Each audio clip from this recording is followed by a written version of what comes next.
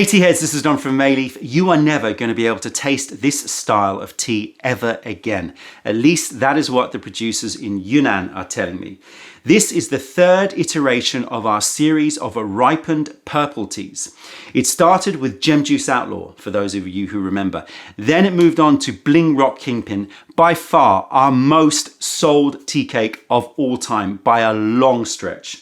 And so we have been seeking out the third iteration for this tea for about 2 years. And finally, we have it here in front of me. So I'm going to reveal it, and then I'm going to be telling you about the sticky subject of why you will not be able to taste this style of tea ever again. First, let's reveal this beauty. This is the Amulet Majesty. So you can see the theme continues. We have that beautiful gem. It started off with Gem Juice Outlaw, the magpie stealing the gem. Then you had Bling Rock Kingpin, that gangster cat with the big rock around the neck. And now we've got the Amulet Majesty, this black bear with the purple jewel around his neck. So this is the Amulet Majesty. We'll quickly scope this tea. This is season spring 2015. The cultivar, as I said, is the Zhejiang variety, which is like a purple sprouting variety. It's been cultivated a lot in Yunnan, often used to make black teas, but we make it into ripened teas because I think it suits this ripening process so much. When you brew it, it has like a pinkish purple tint to it, and it's a very particular cultivar in Yunnan. The origin is Bulang, Yunnan in China. The picking is going to be Gongting picking, so very, very fine, high-grade pickings for this tea. And the processing we could talk about a little bit in a second. The elevation's around 1,200 meters. So here we have the third and final iteration of this ripened purple tea, this Zhejiang variety. And the reason why I'm almost convinced that this is the final version is because I've been tasting samples of ripened Zhejiang tea for the past, I would say, year and a half, around year and a half, 2 years. And every sample that I tasted radically different to what I recalled from Gem Juice Outlaw and Bling Rock Kingpin. And obviously we wanted to continue that style. I felt that the samples that I was receiving were very lightly fermented, very pale in comparison, lacked that punch, lacked that tang, lacked that depth of intensity from a really fully ripened tea, or a ripened tea with that depth of character that we were looking for. And when I inquired to the producers as to why this is happening, why is it that all the samples that you're sending me are so different from the teas that we had before, they said, well, send me pictures. So I sent them pictures of the tea, and they said, the reason why, and I've heard this from more than one producer, is that the local laws in Yunnan have changed. And to ferment or ripen the teas, they have to raise the tea off the ground, presumably for hygiene reasons, although we've been ripening teas in the same way for hundreds of years, so I don't know why they needed to change it. But presumably for hygiene reasons, the producers are saying that they have to be raised off the ground. And that means that the pile sizes have to be reduced, that the size of the fermentation batch has to be reduced. And that means they are telling me that the style of ripening is not going to be as deep and not going to be as intense. Now, I'm not sure if this applies to all ripened pu'er teas, if it's just applying to certain factories that were producing the purple Zhejiang variety. So perhaps there is a possibility that I will be able to get a fourth version of this cake. But as it stands, it seems to me very hard to find a really deeply fermented purple tea of the character of Gem Juice Outlaw and Bling Rock Kingpin. And so I was sort of at a loss, despairing. I spoke to the original producer who, sold us Bling Rock Kingpin, and they said, look, we've got some 2015 from previous to this law change. We can sell you some of that. I tasted it. I loved it. So here it is, Amulet Majesty. Hopefully it's not the last, but it may well be the last. The Black Bear. A fitting tribute if it is the last one. A beautiful cover, I think you'll agree, by Celine. Very, very striking cover. Let's open it up. We've got another one here. So let's open up, and you can see the look of this is exactly the color that you would hope for if you are a lover of Bling Rock Kingpin and Gem Juice Outlaw, that deep, dark, ebony, gong ting picking. So very, very fine picked teas. Very, very fine picking. You can see lots and lots of young leaves and those sort of auburn copper buds. Take a close look. And we will dive in. So the Amulet Majesty, you know the scope. Now let's taste the teas. I have obviously sampled this before pressing, and I am pretty convinced that this is going to be exactly as I would hope for the pressed version. You never know, obviously. It's going to change slightly during the pressing phase because I tasted it when it was loose, but you know, with these kinds of teas, I'm pretty much, well, I say pretty much guaranteed. If you missed the video where I had a bit of an issue with a black tea that I was hoping was going to taste like the loose tea, then yeah, you can go check that out. I'll put a link in the description below. So it's never certain, and I don't want to jinx myself, but I'm relatively confident, let's put it that way. I've got my little elephant teapot here. Let's heat up this guy one. And we're gonna give a taste to the Amulet Majesty. For those of you who have loved the previous versions of this tea, maybe you first started with Gem Juice Outlaw back in the day, but certainly a lot of you have gotten your hands on Bling Rock Kingpin. As I said, it was the most widely sold tea in Mayleaf history, so I know a lot of you drank it and loved it. A super easy sipping but characterful tea. Right, let's hope Amulet Majesty lives up to the expectation. Let's get our nose into these dry leaves. Let's see, how much do I want in here? Very distinct color, the Amulet Majesty. This Zhejiang variety has this unmistakable sort of purpley pinkish hue to the color of the leaves. Let's give it a sniff. Oh, so that sharpness immediately comes through, that fruity sharpness, but I'm getting rosehip, I'm getting orange marmalade, but there's a creaminess as well. Reminds me of soda, like a cream soda.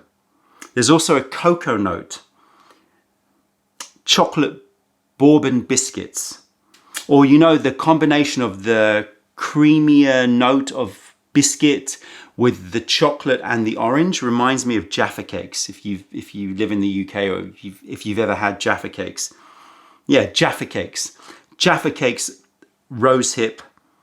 So creamy, cocoa-y, but then lots of quite zesty fruits as well.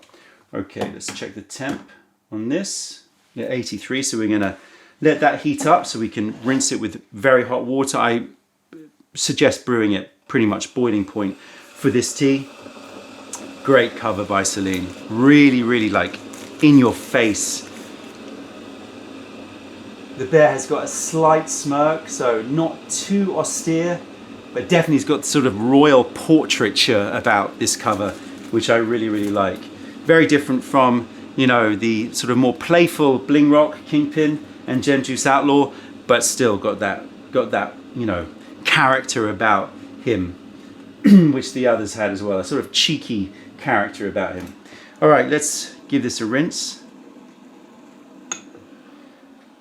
First sip goes to the elephant.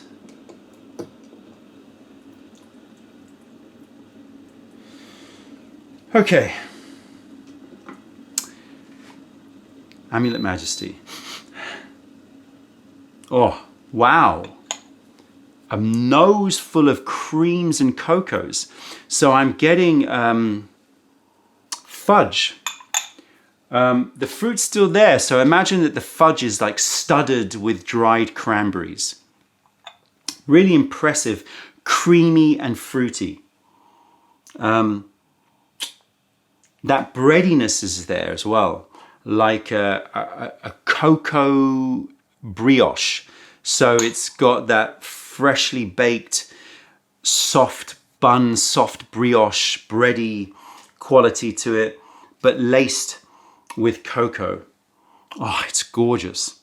Yeah, that sort of soft white buns, you know, yeah, that very beautiful brioche bun, yeasted bread quality, but the inside.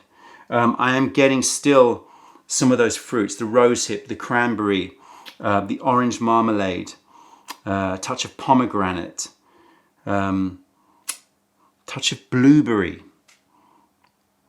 Yeah, so all of those notes as well. Really nice. And this sort of sherbety brightness to it as well, like sherbet powder brightness to it. So it reminds me of those bright, fruitier notes of the previous two tea cakes, but with that added breadiness and slight fudgy, creamy cocoa-ness, if that's a word, which it isn't, but there you go. All right, let's brew this up. And let's look at the color and see if the color has that slight pink tinge to it. Do I have a strainer? I do, because this is gong ting. It's probably gonna leave some of those young leaves in the strainer, as you can probably see. So I'm avoiding that in my liquor. Right, yes, it definitely has got that slightly pinky tinge to it. I don't know if you can see that in the camera. If I move out the way, maybe you can see more of that pinky tinge to it. There you go. Right, put this to the side. Give this one more sniff. Wow. Oh, it's so nice. Yeah, that pomegranate note, it reminds me of grenadine. So grenadine note, and it's also got this bookshop quality. So like fresh reams of paper, bookshop notes to it, which is a note that I really love in a lot of ripe teas. I don't recall it from the previous two cakes. Cheers, everybody. Now the texture of the Zhejiang variety is always going to be slightly lighter than the Daiyezhong variety, than the sort of original big leaf varieties that you get in Yunnan to make pu'er tea. And so it's got, I would say, a medium thick, but very refreshing, very hydrating quality. But then after you swallow, it does leave the mouth with this lubricated, slightly oily coating. Don't mean that in a bad way. Like it's got a nice sort of, it doesn't leave a drying feel. It feels coated, lubricated, smooth, silky, velvety. So medium thick, refreshing, and then velvety. Now, let's talk taste. First of all, instantly, the aftertaste is rich with blueberry sweetness. It's zingy and bright and light on the tongue. It's dancing with this sort of juicy, this tingling juiciness. But the blueberry quality is amazing. Such like distinct, fresh blueberry taste in my mouth. I'm getting that chocolate brioche. I'm getting the black currants. So all of those black, blue-black fruits, blueberries, black currants are there, which is why we always had that sort of purple color, apart from the fact that it's a purple tea. We always wanted to reference those fruits. I'm getting some herbaceous notes too, like dill water or gripe water, like resinous mastic. So mastic ice cream, but just that mastic stickiness and resinous, slightly piney quality to the taste. Really lovely. Oh, but that blueberry sweetness in the mouth is just the winning end to this experience. Oh my gosh, amazing. Some of those fudges are there, some wet rocks, some mineral, but it's very, very light. The Zhejiang variety offers much more of a gentle experience. That's why even though it's produced a lot for black teas, I find that the black teas that are made with zhejiang are a bit too soft, a bit too gentle, and very easy sipping. But I think if you take that easy sipping quality and then you ferment it, so you bring out more of the flavor, you bring out more of that tang and that quality and that fruitiness and just more depth, then you still have an easy sipping tea. And this is most certainly an easy sipping tea. But you just got more coming out of it with that fermentation. And as I said, it's a real bummer if we can't get this depth of fermentation again because of the law changes that they've made in Yunnan. I hope that that is going to be proven wrong, or we're going to find a different way to produce this tea, because I really want to keep this series going. Slightly sort of fortified iron drinks, like if you've ever had Lucozade or Iron Brew, they're sort of orange flavored, and that orange marmalade is there, or dried orange peel is there as well. So some dried orange, cream soda. So if you take dried orange and cream soda, you whack them together, you're getting something that's imitating Iron Brew or Lucozade, those sort of glucose energy drinks. And it's got that hydrating isotonic quality about it too. Where are we at with temperature? Let's heat that up again. Oh, the blueberry sweetness is just so delicious on this tea. Keep going. Heat up. Why are you beeping at me? Don't beep at me now. Get up to 100. I was all about glowing praise about this kettle, but you test it and you test it and you test it, and then you get to see these faults. Come on, you can keep going. That's it. Keep going. I test kettles to the max. I mean, the amount of times the kettle brews in a day is probably well over 20 to 30 times at our home because of all the sampling I do. So I will find a fault in a kettle if there is one. So far I hadn't, but that was the first time. It stopped too early. Keep my eye on that. All right, we're going to brew this up a few more times, and then I'm going to go away and let you know the body sensation after maybe 5 or 6 infusions. From my memory, the body sensation on Bling Rock and on Gem Juice is good. It's strong, it's energizing, but it's not like tea drunken like the Daiyejong varieties, because this cultivar, as I said, is just a bit more gentle. But all the better for it, because it really makes for an incredibly enjoyable, easy sipping, delicious tea. Right. Let's see.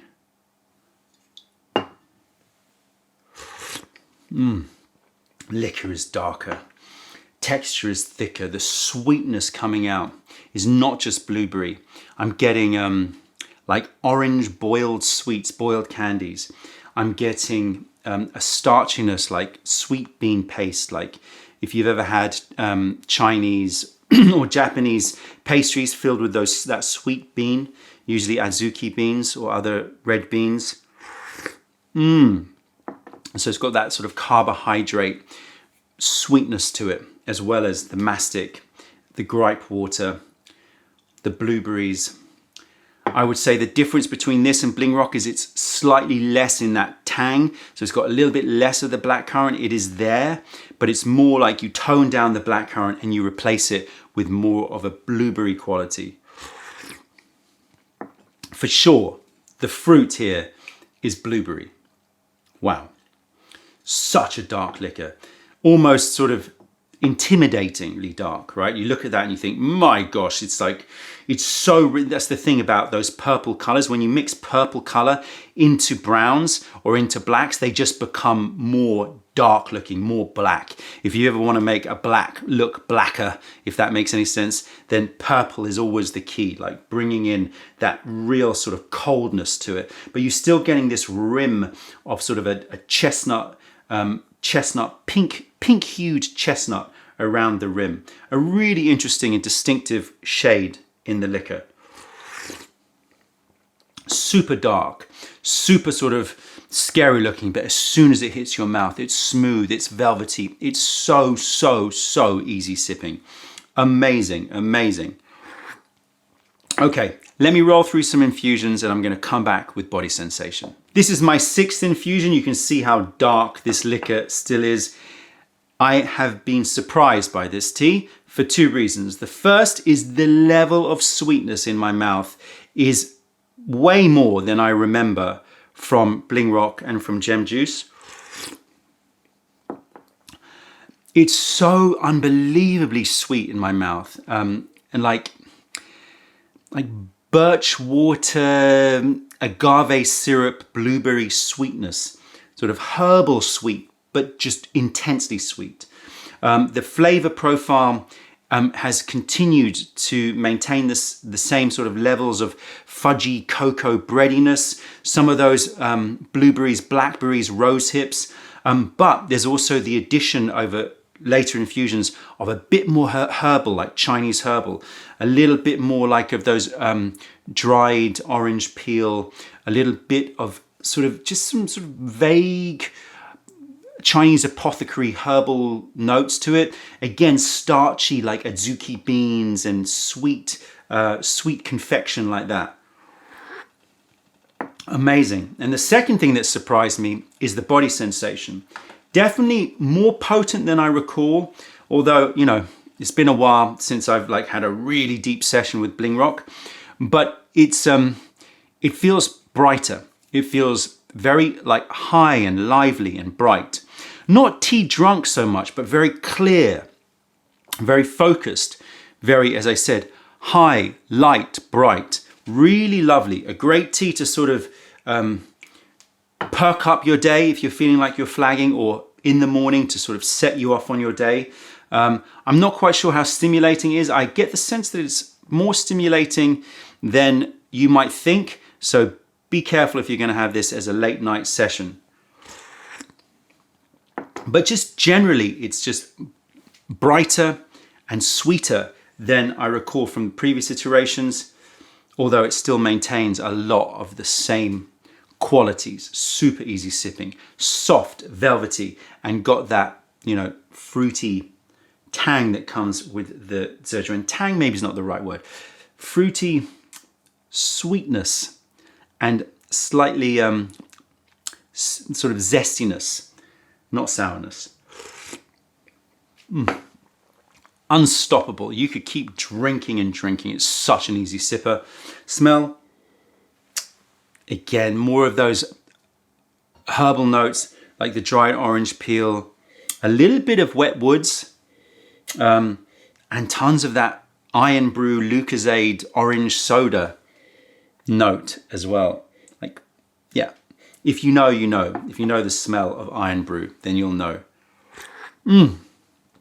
A worthy follow-up, a worthy successor, dare I say it, a worthy finale, if it is a finale, for our Zhejiang ripened tea.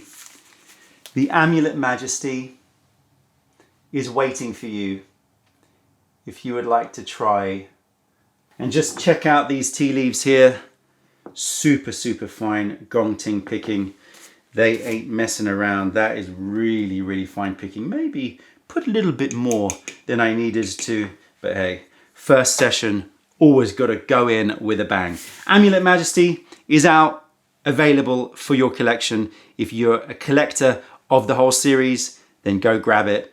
If not, and this is your first jumping in point to ripened purple teas, then make sure you get it, because as I said, it might be the last one that we see. That's it, tea heads. Check out our other videos, taste our teas wherever you are in the world by browsing mayleaf.com, and come visit us if you're ever in London. Other than that, I'm Don from Mayleaf. Thank you for being part of the revelation of true tea. Stay away from those tea bags, keep drinking the good stuff, and spread the word, because nobody deserves bad tea. Bye.